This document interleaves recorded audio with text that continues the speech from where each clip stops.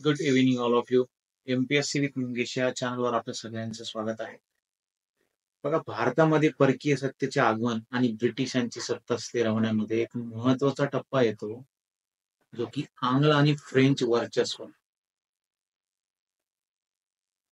आंग्ल आणि फ्रेंच वर्चस्व यांच्यातील संघर्ष म्हणजेच कर्नाटक युद्धे म्हणून ओळखल्या जातात. या युद्धातूनच समजल्या गेलं की ऍक्च्युअल मध्ये भारतात सत्ता कोणाची राहणार किंवा भारताचा मालक कोण बनणार आहे वसाहतीच्या राज्यांमध्ये. ठीक आहे, तर टाइमपास न करता चालू करूया. आणि पहिल्यांदा मी ऍडव्हर्टाईज करतो चॅनलची की प्लीज तुम्ही जर का नवीन असाल चॅनलवर तर कृपया सबस्क्राईब करा. फ्री ऑफ कंटेंट आहे, तुम्हाला नोट्स पण फ्री मिळणार आहे सगळ्या. जर का तुम्हाला पाहिजे असतील तर मी नंतर कॉन्टॅक्ट नंबर पण देईल. ठीक आहे, चला चालू करूया. मला बाकीची बडबड करता येत नाही जास्त. ठीक आहे, चल.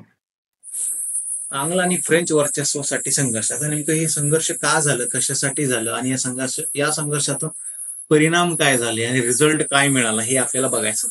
आता नेमकं या स्पर्धेची पार्श्वभूमी काय, नेमकं भांडण कशामुळे लागलं फ्रेंच आणि इंग्रजांमध्ये. ठीक आहे, आता आपल्याला माहिती की इंग्रज आणि फ्रेंच हे व्यापाराच्या हेतूने काय आले, भारतात आले होते. पण ते भारतीय राजकारणात काय केले, ओढले गेले. भारतीय राजकारणामध्ये ओढले गेले. का ओढले गेले, तर दोघांनाही कुठेतरी या राजकीय सत्तेची त्यांना जो प्रस्ताव त्यांच्या समोर आला तो त्यांना आकर्षक वाटला आणि त्यातूनच ते काय झाले, ओढले गेले. दोघांनाही या प्रदेशावर काय करायचं होतं, राजकीय सत्ता स्थापन करण्याची दृष्टी होती. कारण ऑलरेडी जगामध्ये दुसरीकडे यांचा सत्ता संघर्ष हा चालू होता आणि भारतासारखा एवढा मोठा प्रदेश आजपर्यंत कुणाच्याही अंडरमध्ये नव्हता परकीय शक्तीचा.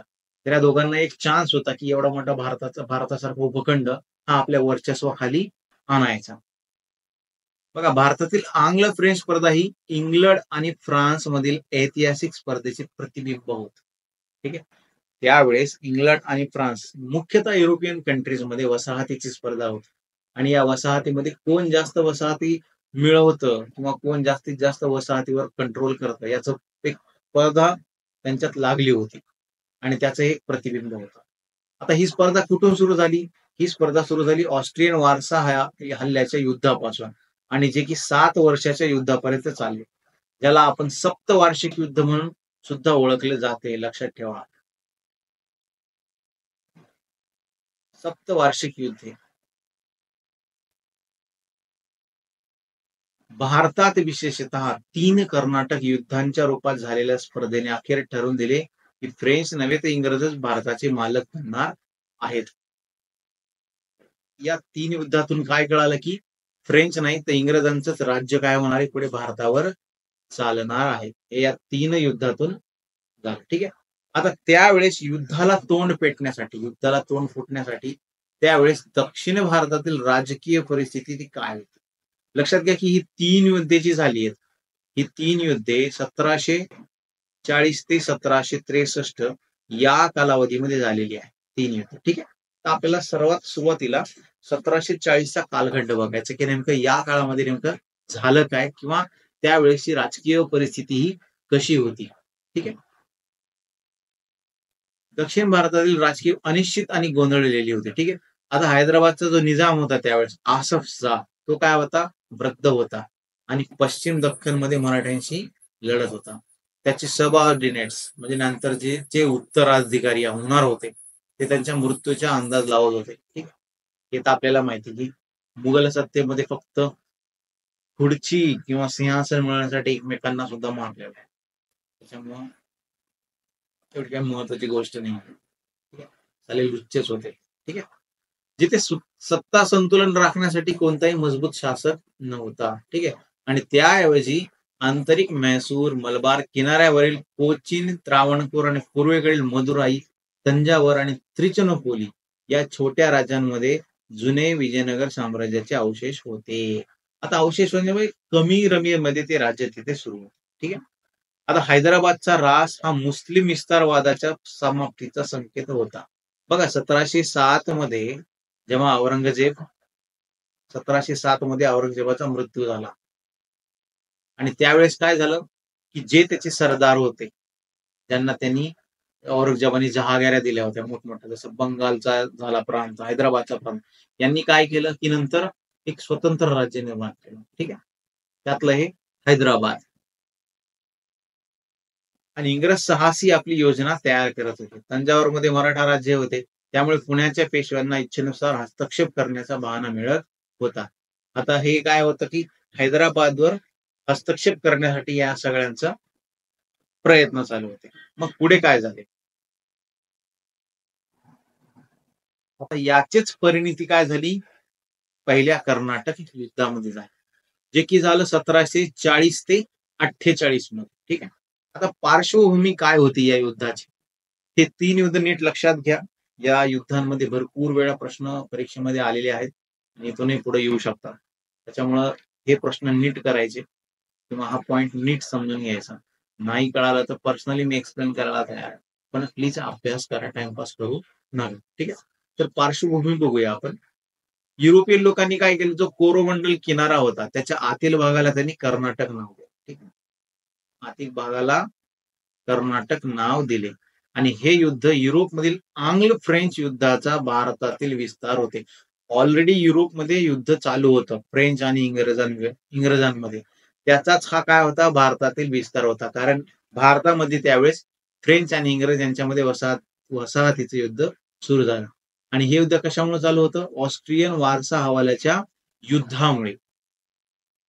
आता त्या काळातलं पहिल्या युद्धाचं तात्कालिक कारण काय होते, की ज्या गोष्टीमुळे युद्धाला सुरुवात झाली. ठीक आहे, बघा भारतामध्ये आपली स्थिती कमकुवत आहे हे जाणूनही फ्रान्सने काय केले, भारतात युद्ध वाढवायला त्यांनी काय केले, नकार दिला किंवा विरोध केला.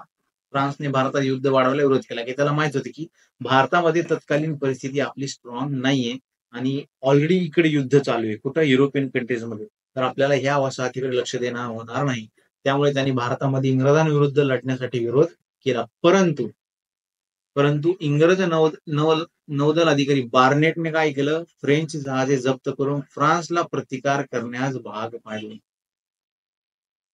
गावरान भाषेत सांगायचं तर इंग्रजांनी फ्रान्सला खाजवलं आणि त्याला युद्ध करायला भाग पाडले. मग फ्रान्सनं काय केलं, मॉरिशस मधील आपल्या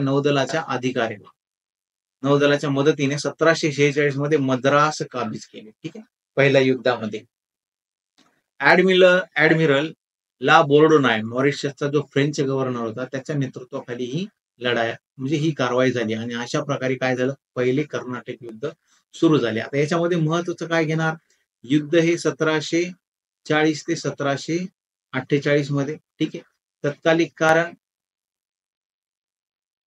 बार्नेटने काय केलं, फ्रेंच जहाजे ताब्यात घेतली आणि फ्रान्सला प्रतिकार करण्यास भाग पाडलं. मग फ्रान्सनं काय केलं, 1746 मध्ये मद्रास काबीज केलं. कोणाच्या मदतीने, त्यांच्या नौदलाच्या मदतीने. आणि मॉरिशसचा जो फ्रेंच गव्हर्नर ला बोर्डोनाय याच्या नेतृत्वाखाली ही कारवाई झाली. आता याचा परिणाम काय झाला, ठीक आहे, याचा परिणाम काय झाला, ऑस्ट्रियन वारसा हवाल्याचा युद्धाचा अखेर जो होता तो एक्सला चापेलच्या तहानं 1748 मध्ये कर्नाटक युद्ध संपुष्टात आलं. एक्सला चापेलच्या तहानं. आणि या तहानुसार काय झालं, मद्रास इंग्रजांना परत मिळाले आणि फ्रेंचांना काय मिळालं, उत्तर अमेरिकेतील त्यांचे प्रदेश मिळाले. ठीक आहे, आता यातील महत्व काय नेमकं, ह्या युद्धामधून काय घेतलं गेलं किंवा या युद्धामधून काय सार्थ झालं किंवा या युद्धामधून काय महत्वाचं बाहेर पडलं. बघा, सेंट थोम जे मद्रास होतं, जे फ्रेंचनं कोणाच्या साह्यानं ताब्यात घेतलं होतं, ला बार्डोनाय, जो मॉरिशसचा फ्रेंच गव्हर्नर होता. ठीक आहे, बघा, इंग्रजांनी मदतीसाठी कर्नाटकचा नवाब अनवरुद्दीनकडे विनंती केली होती. ठीक आहे, त्यावेळेस कर्नाटकचा नवाब कोण होता, अनवरुद्दीन. कॅप्टन पॅराडाईसच्या नेतृत्वाखाली छोट्या फ्रेंच सैन्याने महफूज खानचं जे सैन्य होतं त्या सैन्याला अड्यार नदीच्या काठावर पराभूत केले. आणि ही घटना काय ठरली, युरोपियनांची डोळे उघडणारी घटना ठरली. कारण काय, त्यांना समजलं की एक छोटेसे शिस्तबद्ध सैन्य भारतीय सैन्याला, मोठ्या भारतीय सैन्याला सहज पराभूत करू शकतो. आणि यातून काय झालं, आंग्ल फ्रेंच संघर्षात नौदल महत्वाचं या युद्धातून स्पष्ट झालं. बघा, एक छोटस शिस्तबद्ध सैन्य काय झालं, भारतीय सैन्याला सहज पराभूत करू शकतं, यातून कळालं, या युद्धातून कळालं.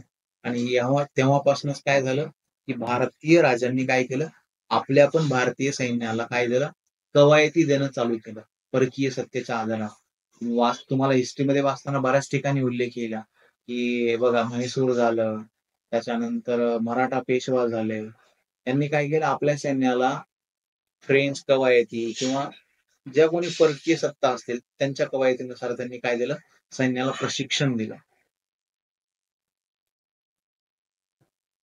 पहिलं युद्ध झालं. आता दुसरं युद्ध बघा, दुसरं युद्ध झालं 1749 ते 1754. पहिलं झालं 1740 ते 1748. लगेच एका वर्षानं दुसरं युद्ध सुरू झालं. आता या युद्धाची पार्श्वभूमी कशी होती बघा. दुसरं जे कर्नाटक युद्ध झालं त्याची भारतातील राजकीय स्पर्धेमुळे निर्माण झाली. पार्श्वभूमी काय होती, राजकीय स्पर्धा होती. पहिल्या कर्नाटक युद्धात फ्रेंच सैन्याने यशस्वी नेतृत्व केलं होतं. आणि जो फ्रेंच गव्हर्नर ड्युप्लेक्स होता, त्याने काय केलं, दक्षिण भारतात फ्रेंच राजकीय प्रभाव वाढवण्याच्या हेतूने राजवंशाच्या वादात हस्तक्षेप सुरू केला. म्हणजे इनडायरेक्टली त्यांनी काय केलं की जे भारतामध्ये राजवंश होते दक्षिण भारतामध्ये, आपल्याला जे काय म्हणता येईल त्यांना जे स्वतःला फायद्याचे ठरतील, त्यांना जे राजकीय वंश फायद्याचे ठरतील, अशा राजकीय वंशाने त्यांनी काय केलं, सपोर्ट करायला सुरुवात केली. म्हणजेच काय, त्यांनी राजवंशाच्या वादामध्ये हस्तक्षेप करायला सुरू केला. आता तत्कालिक कारण काय होतं, लक्षात घ्या, तत्कालिक कारण काय होतं.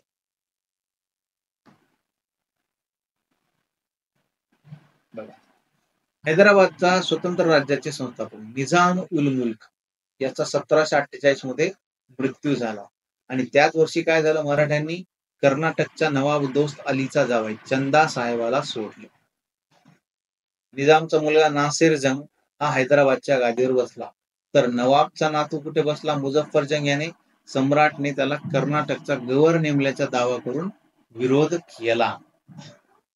बघा काय झालंय, कर्नाटकच्या नवाब दोस्त अलीचा जावई चंदा साहेबाला सोडला, निजामचा मुलगा नासिर जंग हैदराबादच्या गादीवर बसला, तर नवाबचा जो नातू होता मुझफ्फर जंग याने काय केलं, मुघल सम्राटाने त्याला काय केलं, कर्नाटकचा गव्हर्नर नेमल्याच्या दाव्यावरून विरोध केला. आणि कर्नाटकमध्ये अनुरुद्दीन खानला नवाब नेमण्यावर चंदा साहेबांनी नाराजी व्यक्त केली. मग आता यातून काय झालं, फ्रेंचांनी दख्खनमध्ये मुझफ्फर जंगच्या आणि कर्नाटकमध्ये चंदा साहेबाच्या दाव्यांना पाठिंबा दिला. तर साहजिक आहे, यांना दावा दिल्या म्हणलं अपोजिट साइडला कोण राहणार आता, इंग्रज. इंग्रजांनी काय केलं, नासिर जंग आणि अनुरुद्दीनच्या बाजूने पक्ष. अशा प्रकारे इंग्रज आणि फ्रेंच आणि इंग्रज युद्धासाठी आमने सामने आले. आता युद्धाचा क्रम बघा, हे थोडस युद्ध मोठं चालू. मुझफ्फर जंग, चंदा साहेब आणि फ्रेंचच्या संयुक्त सैन्याने, लक्षात घ्या ही एक फ्लीट होती, मुझफ्फर जंग, चंदा साहेब आणि फ्रेंचचं सैन्य यांनी काय केलं, अंबूर म्हणजे वेलूर जवळ अनुरुद्दीनला पराभूत केला 1749. मुझफ्फर जंग जो दख्खनचा सुभेदार बनला होता, त्याने काय केलं, ड्युप्लेक्सला कृष्णा नदीच्या दक्षिणेकडील सर्व मुघल प्रदेशांचा गव्हर्नर नेमण्यात आले आणि बस्सीच्या नेतृत्वाखाली फ्रेंच सैन्याची हैदराबादमध्ये तैनात करण्यात आली. आता या सगळ्या गोष्टींमध्ये इंग्रज कुठे होते ते बघायचं आपल्याला. बघा, आणि पॉंडिचेरीला जो प्रदेश होता, ओरिसा किनाऱ्यावरील काही भाग मसुलीपट्टणम तो फ्रेंचांना देण्यात आला. आता त्रिचुनापोली इथे मोहम्मद अलीचा प्रभावी मदत पुरवण्यात अपयशी ठरल्यावर कंपनीचा जो एजंट होता रॉबर्ट क्लाइव्ह याने मद्रासच्या गव्हर्नर सॉन्डर्सवर विचलित करणारा हल्ला करण्याचा प्रस्ताव मांडला आणि राजधानी कर्नाटक अचानक हल्ला करून त्रिचुनापोलीवर दबाव कमी करण्याची सूचना केली. आता काय केलं मग रॉबर्ट क्लाइव्हनं बघा, 210 सैनिकाच्या तुकडीसह रॉबर्ट क्लाइव्हने आर्काटवर हल्ला करून ते काबीज केले. कधीची गोष्ट आहे? 1751च्या ऑगस्ट मध्ये. लक्षात आर्काटवर.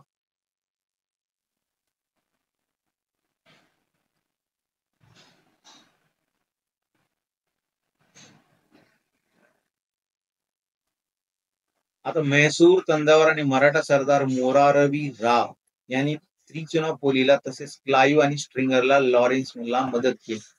त्रिचुनापोलीचा वेढा प्रथम मोडला तर French general law Chandasaheb Shrirang बेटावर अडकून पडले आणि 1752 मध्ये मुहम्मद अल्ल्याने चंदासाहेबाला ठार मारल्यानंतर त्यांना शरण जावे लागले.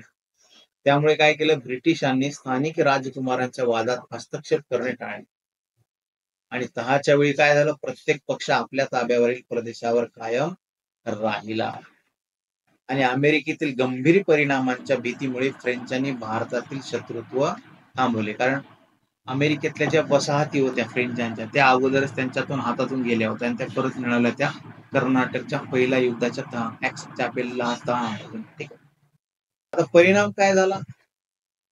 स्पष्ट झाले की युरोपियन यशासाठी आता भारतीय अधिकाऱ्यांची संमती आवश्यक नव्हती. उलट भारतीय अधिकारीच युरोपियन पाठिंब्यावर अवलंबून होत होते. कर्नाटकमधील मोहम्मद अली आणि हैदराबादमधील सलाबत जंग हे आता संरक्षक ऐवजी क्लायंट बनले होते. लक्षात घ्या, पहिले संरक्षक पदवीचा स्वीकार करण्यात आला आणि त्यानंतर मग क्लायंट बनवल्या गेला. तसे ते डिटेलमध्ये बघूया नंतर. आता त्याच्यानंतर बघूया आपण कर्नाटक तिसरं युद्ध. दुसरं युद्ध कुठपर्यंत चाललं? 1748 ते एका वर्षानं चालू झालं. 1749 ते 1754. आणि तिसरं युद्ध कधी चालू झालं? 1758 ते 1763. आता पार्श्वभूमी काय होती? जे सप्तवार्षिक युद्ध चालू होतं. 1756 मध्ये ऑस्ट्रियाने सिलेसिया परत मिळवण्याचा प्रयत्न केला. तेव्हा युरोपमध्ये 7 वर्षाचे युद्ध 56 ते 63 सुरू झाले आणि ब्रिटन आणि फ्रान्स पुन्हा विरुद्ध बाजूने उभे राहिले. आता या सर्व तिन्ही इंग्रज आणि फ्रेंच युद्धामध्ये लक्षात घ्या की कोणत्या गव्हर्नरनं किंवा कोणत्या कॅप्टननं काय केलं, किंवा जे इंग्रज अधिकारी होते किंवा जे फ्रेंच अधिकारी होते, या अधिकाऱ्यांनी काय केलं, कोणता किल्ला घेतला, काय केलं, हे महत्वाचं. यावर प्रश्न जास्त फिरत असतात. ठीक आहे. आता युद्धाचा क्रम बघा. 1758 मध्ये काउंट डी लॅलीच्या नेतृत्वाखाली फ्रेंच सैन्याने सेंट डेव्हिड आणि विजयनगरमचे किल्ले जिंकले आणि इंग्रजांनी काय केलं? आक्रमक भूमिका घेतली. इंग्रजांनी काय केलं? मसुलीपट्टणम जवळ ऍडमिरल ॲशेच्या फ्रेंच नौदलावर मोठे नुकसान केले. वॉन्दी वॉशची लढाई, फेमस लढाई. ठीक आहे. तामिळनाडूमधील वॉन्दी वॉश येथील इंग्रजांनी तिसऱ्या कर्नाटक युद्धातील निर्णायक लढाई जिंकली. आता ही लढाई कोणाकोणात झाली, त्यावेळेस कोण कोण अधिकारी होते बघा. जनरल आयरकूट यांनी काउंट थॉमस ऑर्थर डी लॅलीच्या फ्रेंच सैन्याचा पूर्ण पराभव केला आणि बस्सीला कैद केले. ठीक आहे. आणि जिंजीआई मायेच्या हारामुळे भारतातील फ्रेंच सत्ता सर्वात निम्न स्तरावर आली. निम्न म्हणजे एकदम कमी स्तरावर आली. लॅलीला लंडन मध्ये युद्ध केले म्हणून नेल्यावर फ्रान्समध्ये तुरुंगात टाकण्यात आले आणि त्याला 1766 मध्ये मृत्यूदंड झाला. आता महत्व काय, परिणाम आणि महत्व काय झालं बघा. तिसरे कर्नाटक युद्ध निर्णायक ठरले. पॅरिसच्या तहाने 1763. लक्षात ठेवा, पॅरिसचा तह कधी झाला तर 1763 झाला. या तहातून काय झालं? फ्रेंचांना भारतातील त्यांच्या फॅक्टऱ्या परत मिळाल्या आणि युद्धानंतर फ्रेंचचा राजकीय प्रभाव संपुष्टात आला आणि त्यानंतर फ्रेंच काय झाले? पोर्तुगीज आणि डचांप्रमाणे छोट्या वसाहतींनी व्यापारापुढे मर्यादित झाले. आणि 1759 मध्ये बिदारच्या लढाईत डचांचा पराभव झाल्यामुळे इंग्रज भारतीय उपखंडातील सर्वोच्च युरोपियन सत्ता बनले.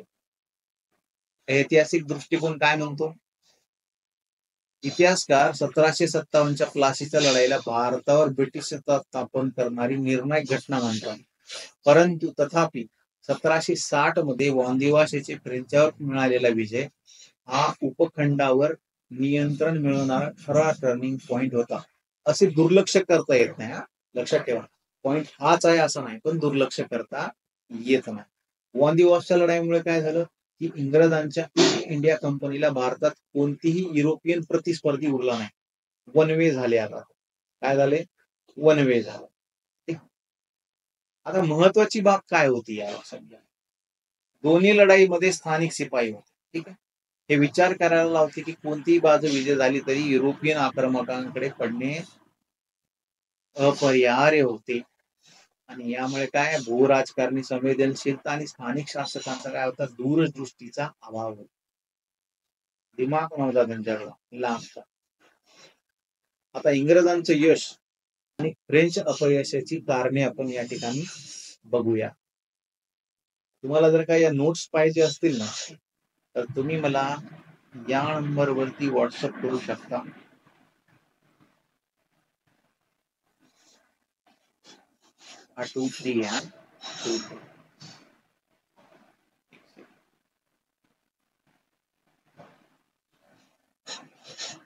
या नंबर व्हॉट्सअप करा, मी तुम्हाला सेंड करा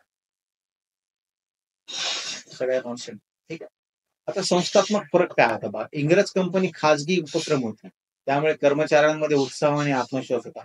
कारण पूर्ण यांना काय पाहिजे होता? नफा, व्यापार वृद्धी. ठीक आहे. सरकारी नियंत्रण कमी होतं, त्यामुळे कंपनी लगेच निर्णय घेऊ शकत होती. पण फ्रेंच कंपनी राज्याची मालकीची होती. सरकारी धोरणे, निर्णय प्रक्रियेत विलंब यामुळे काय होत होतं? निर्णय घ्यायला ते तत्पर नव्हते किंवा त्यांच्यावर बंधने होते. नौदल श्रेष्ठता. इंग्रज नौदले फ्रेंच नौदलापेक्षा श्रेष्ठ होते. भारत आणि फ्रान्स मधील फ्रेंचाचा महत्वाचा समुद्री संपर्क तुटला गेला. रणनीतिक ठिकाणी बघा, इंग्रजांकडे कलकत्ता, मुंबई आणि मद्रास अशी 3 महत्वाची ठिकाणी होती. फ्रेंचच्याकडे फक्त पॉंडिचेरी होती. आर्थिक धोरण काय होतं? व्यापारी हिताऐवजी प्रादेशिक महत्वाकांक्षेवर भर दिला. त्यामुळे कंपनीला निधीची कमतरता भासू लागली. पण इंग्रजांनी व्यापारी हितांकडे दुर्लक्ष केला नाही, त्यामुळे त्यांच्याकडे सतत भरपूर निधी उपलब्ध होता, जो युद्धामध्ये मोलाचा ठरला. युद्धामध्ये पैसा लागतो, बरोबर. आता सैन्य नेतृत्व बघा.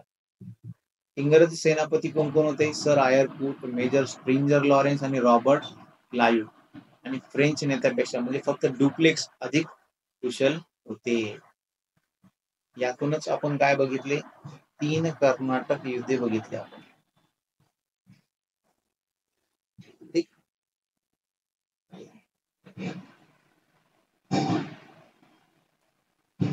चॅनलला हा व्हिडिओ जर का तुम्हाला आवडला, तुम्हाला समजला असेल आणि तुम्हाला वाटत असेल की तुमचं एक मस्त रिव्हिजन होतं, लक्षात घ्या मी तुम्हाला इथे एक्सप्लेन करत नाहीये सगळ्या गोष्टी, फक्त हे तुमचं शॉर्ट एक रिव्हिजन व्हावं छानपैकी. काही कसं असते की थोडं वाचलं की त्याच्या पुढचं आपल्याला आपोआप लक्षात येईल. हे एक रिव्हिजन टाईप, पण हे भरपूर डीप मध्ये आहे, त्याच्यामुळे तुमचा इथं अभ्यास प्लस रिव्हिजन दोन्ही होणार. ठीक आहे. जास्तीत जास्त व्हिडिओला बघा, पूर्ण व्हिडिओ स्किप करू नका.